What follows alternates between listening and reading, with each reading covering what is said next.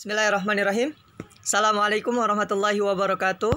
Teman-teman yang dirahmati Allah Subhanahu wa taala, pada pagi hari yang cerah ini kakak ingin memberikan materi di pertemuan ketiga ini, masih membahas seputar bab 1, seputar dakwah Rasulullah. Namun yang berbeda pada pagi hari ini yaitu kita akan membahas seputar dakwah Rasulullah secara terbuka atau dakwah Rasulullah secara terang-terangan, yang mana sebelumnya Rasulullah berdakwah secara sembunyi-sembunyi baik ke sahabatnya ya, selama kurang lebih 3 tahun. Dan sekarang kita akan membahas seputar dakwah Rasulullah SAW secara terbuka atau secara terang-terangan, secara jelas. Setelah turunnya wahyu dari Allah Subhanahu wa taala untuk berdakwah secara terbuka, yaitu wahyu yang terdapat dalam Al-Quran surah Al-Hijr ayat 94 yang berbunyi, A'udzu billahi minasyaitonir rajim, Bismillahirrahmanirrahim, fasda' bima tu'maru wa a'rid 'anil musyrikin. Yang artinya, maka sampaikanlah olehmu secara terang-terangan segala apa yang diperintahkan kepadamu, yaitu kepada Rasulullah, dan berpalinglah dari orang-orang yang musyrik. Kemudian kita lebih mendetail, lebih mendalam memahaminya, yaitu yang pertama yaitu berdakwah secara terbuka kepada kaum Quraisy. Yang pertama, Rasulullah berdakwah kepada kaum Quraisy secara terang-terangan di depan orang-orang Quraisy. Namun dakwah Rasulullah banyak mendapatkan tantangan dari para pemuka Quraisy. Salah satunya yaitu Abdul Uzza. Abdul Uzza yang dikenal dengan nama lainnya yaitu Abu Lahab. Beliau adalah paman Nabi, namun beliau pula lah yang menentang sangat keras terhadap ajarannya, ya, terhadap agama yang dibawa oleh Nabi Muhammad SAW. Sehingga ada surat khusus yang Allah berikan kepada Abdul Uzza ini atau Abu Lahab, yang mana sering kita dengar surah Al-Lahab yang berbunyi tabbat yada abi lahab wa tab ma aghna anhu maluhu wa ma kasab sayasla naran dhata lahab wa imra'atuhu hammalatal hatab fi jidha hablum min masad. Shadaqallahul azim. Yang mana di dalamnya adalah sebuah ancaman kepada Abu Lahab beserta keluarganya, istrinya juga. Ya, oke. Baik. Yang kedua yaitu dakwah Rasulullah secara terang-terangan. Yang kedua yaitu berdakwah kepada keluarganya, yaitu kepada keluarga Abdul Muthalib. Karena Allah Subhanahu wa taala memerintahkan agar Rasulullah juga memulai dakwahnya kepada keluarga terdekatnya, sebagaimana wahyu yang diturunkan yaitu dalam surah Asy-Syu'ara ayat 214, A'udzu billahi minasyaitonir rajim, Bismillahirrahmanirrahim, wa anzir ashiratakal aqrabin, yang artinya dan berilah peringatan kepada kerabat-kerabatmu yang terdekat. Ya, sehingga adanya ayat ini, adanya surat ini yaitu bertujuan agar Rasulullah merencanakan dakwah kepada keluarganya yaitu Bani Hashim dan Bani Muthalib, yaitu dengan mengajak teman-temannya, kerabat-kerabat dekatnya agar memeluk agama Islam. Namun ajakan tersebut seringkali ditentang terutama oleh pamannya yang bernama Abu Lahab atau disebut Abdul Uzza, ya. Namun walaupun Rasulullah selalu mendapatkan tantangan baik dari kaum kafir Quraisy, dari paman beliau sendiri, namun tantangan itu serta ancaman itu, ya, Rasulullah SAW tidak pernah ngedown, tidak pernah putus asa dalam menyiarkan agama Islam. Yaitu beliau tidak putus asa, kemudian beliau terus berusaha untuk menyampaikan agama Islam baik kepada keluarganya, baik kepada sahabat-sahabatnya, kerabatnya. Bahkan beliau juga menyampaikan agama Islam secara terang-terangan kepada semua penduduk Makkah, baik dari kalangan bangsawan, orang yang kaya raya, kemudian kepada masyarakat yang biasa, kemudian maupun kepada hamba sahaya. Begitu juga beliau juga menyampaikan agama Islam, mendakwahkan agama Islam kepada penduduk negeri-negeri lain yang tepatnya yang kebetulan berada dekat dengan Mekah Al-Mukarramah. Namun teman-teman, ya, dari dakwah Nabi Muhammad SAW seringkali mendapatkan ancaman, pertentangan dari kaum kafir Quraisy, terutama yang kalangan bangsawan. Namun alhamdulillah atas segala usaha Rasulullah, ya, banyak pula kaum Quraisy yang masuk agama Islam. Walaupun di sisi lain banyak mereka dari kalangan biasa, orang yang biasa-biasa saja, dan hamba sahaya. Ya, seperti itu.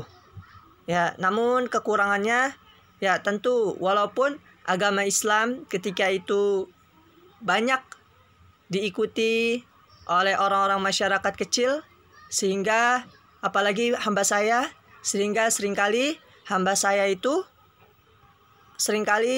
diancam, disiksa, kemudian dipaksa agar meninggalkan agama Islam. Ya, seperti halnya Bilal bin Rabah. Itu beliau ketika menjadi seorang budak hamba saya, ya, beliau masuk ke agama Islam, kemudian beliau disiksa dengan dibaringkannya di atas padang pasir yang panas, kemudian ditibankan di atas perutnya itu sebuah batu yang besar. Itu merupakan salah satu siksaan agar Bilal bin Rabah meninggalkan agama Islam. Namun karena keimanan Bilal bin Rabah juga besar, kuat atas agama Islam, akhirnya ia tetap bertahan, dan alhamdulillah Allah memberikan jalan lain kepada Bilal bin Rabah, seperti itu. Dan Nabi Muhammad SAW, Nabi kita yang mulia, tidak pernah putus asa. Beliau selalu berdakwah kepada kaum Quraisy, ya, agar mengikuti ajaran yang benar, karena tujuan Rasulullah untuk meluruskan, untuk membenarkan masyarakat Quraisy kepada ajaran yang benar, yaitu ajaran agama Islam. Ya, tentu banyak kesabaran, tentu butuh yang namanya ketabahan dan keletihan yang Rasulullah curahkan, yang Rasulullah usahakan, baik dari segi cacian, makian, ancaman, untuk meneruskan dakwahnya. Seperti itu teman-teman. Ya, jadi yang pertama tadi berdakwah secara terang-terangan, perintah, kemudian berdakwah kepada keluarganya, ya, kepada paman-pamannya dan lain sebagainya. Kemudian adapun sebab-sebab kaum Quraisy menentang ajaran agama Islam. Ya, kita masuk ke pembahasan yang C, ya. Adapun alasan, ya, jadi mereka kaum Quraisy bukan tanpa alasan, tapi adanya alasan, yaitu adapun alasan kaum Quraisy menolak dakwah yang dibawakan oleh Nabi Muhammad SAW, yang pertama yaitu adanya persaingan kekuasaan. Ya, kaum Quraisy tidak dapat membedakan antara kenabian dan kekuasaan. Mereka beranggapan bahwasanya Nabi Muhammad merupakan dari Bani Abdul Muthalib, dan tentu ketika mereka memeluk agama Islam, tentu nanti kelompok Bani Abdul Muthalib akan menjadi jaya. Nah, pemikiran seperti inilah yang membuat mereka menentang ajaran agama Islam. Tentu Islam itu merupakan agama rahmatan lil alamin yang Allah berikan melalui Nabi Muhammad kepada seluruh umatnya. Namun pandangan atau pola pikir mereka ini yang salah, menganggap bahwasanya ini persaingan kekuasaan. Itu yang pertama. Dan yang kedua yaitu persamaan hak antara bangsawan dan hamba sahaya. Dalam Islam tidak membedakan, teman-teman, antara golongan bangsawan dan hamba sahaya. Ya, karena Islam menyamakan semua dan seluruh manusia. Ya, konsepnya, ya, intinya yang dimuliakan oleh Allah itu adalah orang-orang yang tinggi atas ketakwaannya kepada Allah Subhanahu wa taala. Orang-orang yang rajin ibadahnya, orang-orang yang rajin dalam menuntut ilmu dan lain sebagainya. Ya, sedangkan kaum Quraisy bangsawan ketika itu mereka menganggap bahwa dirinya tinggi. Mereka nggak mau disamakan oleh hamba sahaya. Mereka nggak mau disamakan oleh orang-orang biasa. Tentu hal inilah yang menjadi pertentangan kaum Quraisy terhadap ajaran agama Islam. Dan yang ketiga yaitu takut akan hari kiamat. Ya, karena agama Islam mengajarkan bahwa sesudah hari kiamat seluruh manusia akan dibangkitkan dari kuburnya dan semua perbuatan manusia akan dihisab dan dihitung. Ya, perbuatan baik akan dibalas dengan surga dan perbuatan buruk atau kejahatan akan dibalas dengan ditempatkannya di neraka. Nah, mereka ini takut. Mereka takut disiksa, mereka takut dosa. Ya, makanya inilah sebabnya mereka menentang ajaran Islam yang dibawa oleh Nabi Muhammad SAW. Dan yang keempat yaitu takut meninggalkan agama nenek moyang mereka. Ya, bangsa Arab dikenal sangat kuat memegang adat istiadat dan kebiasaan secara turun temurun. Ya, dan mereka meyakini menjadi keyakinan dan peribadatan, sehingga mereka beranggapan kalau adat istiadat itu apabila ditinggalkan maka akan mendapatkan malapetaka atau musibah jika mereka melanggar akan ketentuan dari nenek moyang mereka, ya, seperti itu. Nah, ini anggapan mereka yang salah. Ini yang harus digarisbawahi dan ini yang harus diluruskan, dibenarkan, seperti itu. Nah, inilah takut meninggalkan agama nenek moyang mereka menjadi salah satu alasan mereka menentang ajaran agama Islam yang dibawa Nabi Muhammad SAW. Dan yang terakhir, yang kelima, yaitu larangan menyembah dan memperjualkan berhala. Ya, agama Islam melarang kebiasaan penduduk Makkah memuja berhala. Sudah pasti, ya, karena kita diharuskan bahkan diwajibkan untuk menyembah hanya kepada Allah, bukan kepada selainnya. Seperti itu. Dan mereka memiliki kebiasaan menyembah berhala, ya, karena ini merupakan kebiasaan turun-temurun dari agama nenek moyang mereka, ya.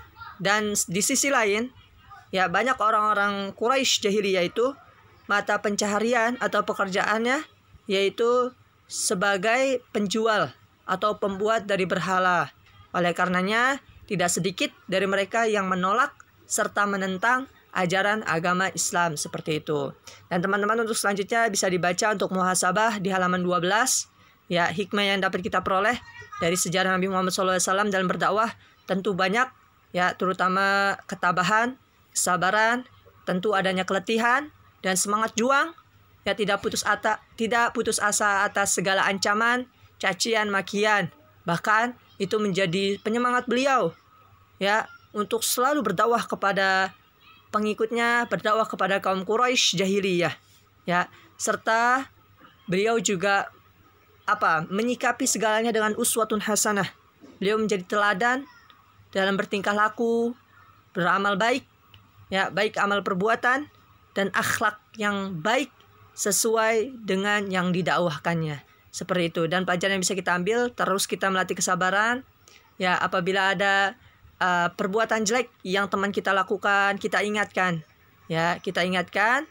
Itulah salah satu agama Islam merupakan rahmatan lil alamin, ya, dan kita dianjurkan untuk mengajak kepada kebaikan dan menentang dan menghindari serta menentang kepada hal-hal yang tidak baik atau tidak layak dikerjakan, yang mana di dalamnya terdapat dosa. Seperti itu, teman-teman. Jadi pembahasan kita sampai bab 12 terlebih dahulu. Kurang lebihnya kakak mohon maaf. Wabillahi taufiq wal hidayah, waridha wal inayah. Marilah kita tutup dengan baca ayat Alhamdulillahirabbil alamin. Alhamdulillahirabbil alamin. Assalamualaikum warahmatullahi wabarakatuh. Waalaikumsalam.